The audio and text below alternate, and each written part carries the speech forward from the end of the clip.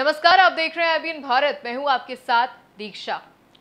संजय गांधी को इंदिरा गांधी के राजनीतिक उत्तराधिकारी के तौर पर ही नहीं बल्कि विकल्प के रूप में भी देखा जाता था। 23 जून 1980 को एक विमान दुर्घटना में संजय गांधी के निधन से कांग्रेस ही नहीं बल्कि भारतीय राजनीति के सारे समीकरण बदल गए।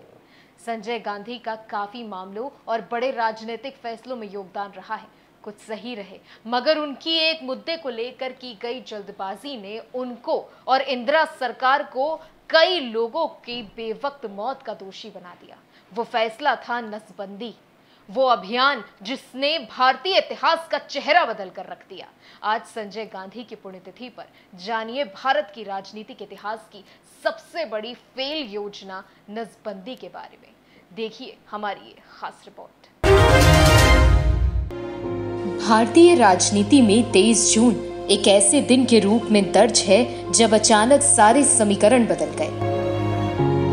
पूर्व प्रधानमंत्री इंदिरा गांधी के छोटे बेटे संजय गांधी का निधन इसी दिन विमान दुर्घटना में हुआ था।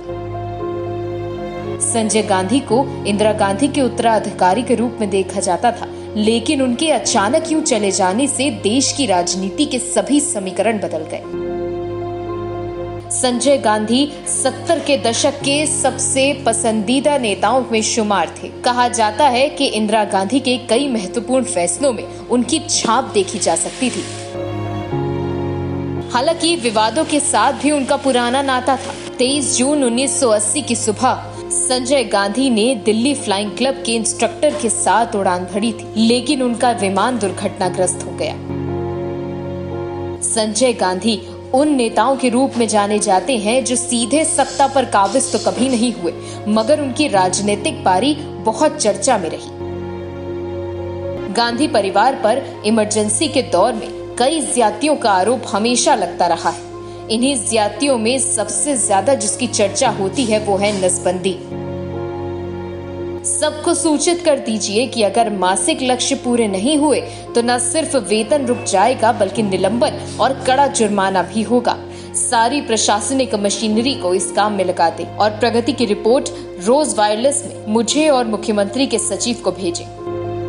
ये टेलीग्राफ से भेजा गया एक संदेश है। इसे आपातकाल के दौरान उत्तर प्रदेश के मुख्य सचिव ने अपने महातों को भेजा था। जिस लक्ष्य की बात की गई है वो नसबंदी का है। इससे सहज अंदाजा लगाया जा सकता है कि नौकरशाही में इसे लेकर किस कदर खौफ रहा होगा।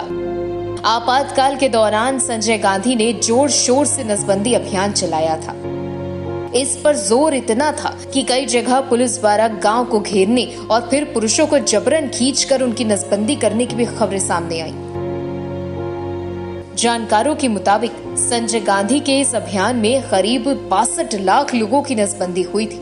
ऐसा बताया जाता है कि इस दौरान गलत ऑपरेशन से करीब 2000 लोगों की मौत हुई थी।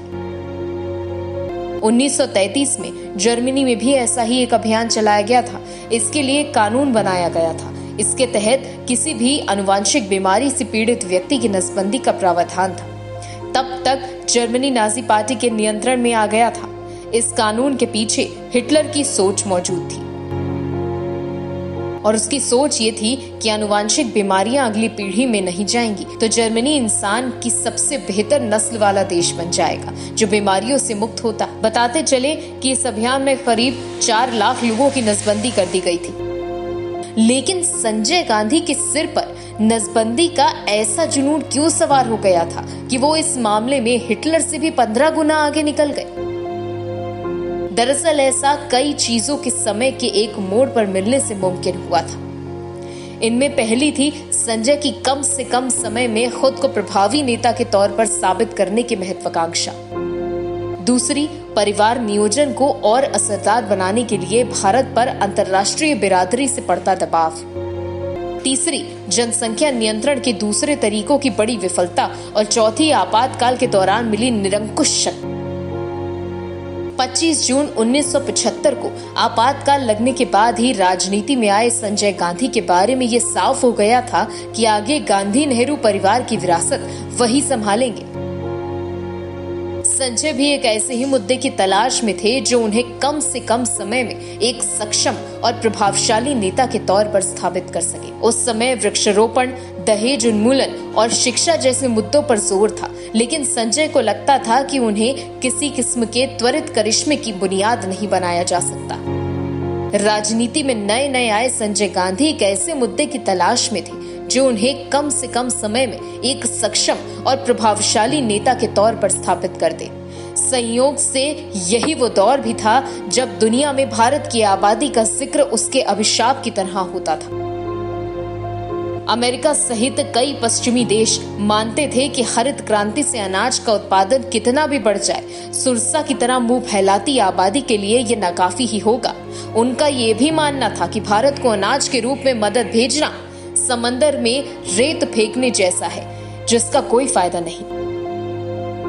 ऐसा सिर्फ अनाज ही नहीं, बाकी संसाधनों के बारे में भी माना जाता था। अपनी किताब द संजय स्टोरी में पत्रकार विनोद मेहता लिखते हैं, अगर संजय आबादी की इस रफ्तार पर जरा भी लगाम लगाने में सफल हो जाते तो ये एक असाधारण उपलब्धि होती। राष्ट्रीय और अंतर्राष्ट्रीय स्तर पर इसकी चर्चा होती। यही वजह है कि आपातकाल के दौरान परिवार नियोजन कार्यक्रम को प्रभावी तरीके से लागू करवाना संजय गांधी का अहम लक्ष्य बन गया। इस दौरान उन्होंने देश को दुरुस्त करने के अपने अभियान के तहत सौंदर्यीकरण सहित कई और काम भी किए, लेकिन अपनी राजनीति का सबसे बड़ा दांव उन्होंने इसी मुद्दे पर खेला। उन्हें उम्मीद थी कि जहां दूसरे नाकामयाब हो गए वहां वो बाजी मार ले जाएंगे। 25 जून 1975 से पहले भी प्रधानमंत्री इंदिरा गांधी पर इस बात का दबाव बढ़ने लगा था कि भारत नसबंदी कार्यक्रम को लेकर तेजी दिखाए। अंतर्राष्ट्रीय मुद्रा कोष, विश्व बैंक और एड इंडिया कॉस्मेटिन जैसे संस्थानों के जरिए अपनी बात रखने वाले विकसित देश ये संदेश दे रहे थे कि भारत इस मोर्चे पर 1947 से काफी कीमती समय बर्बाद कर चुका है और इसीलिए उसे बढ़ती आबादी पर लगाम लगाने के लिए ये कार्यक्रम युद्ध स्तर पर शुरू करना चाहिए। अंतर्राष्ट्रीय दबाव के चलते भारत में काफी समय से जनसंख्या नियंत्रण की कई कवायदें चल रही थी। गर्भ निरोधक गोलियों सहित कई तरीके अपनाए जा रहे थे, लेकिन इनसे कोई खास सफलता नहीं मिलती दिख रही थी। आपातकाल शुरू होने के बाद पश्चिमी देशों का गुट और भी जोर शोर से नसबंदी कार्यक्रम लागू करने की वकालत करने लगा। इंदिरा गांधी ने ये सब बात मान ली। जानकारों के मुताबिक ये उनकी मजबूरी भी थी, क्योंकि वो खुद कुछ ऐसा करना चाह रही थी कि जिससे लोगों का ध्यान उस अदालती मामले से भटकाया जा सके। उनकी किरकिरी और नतीजतन आपातकाल की वजह बना।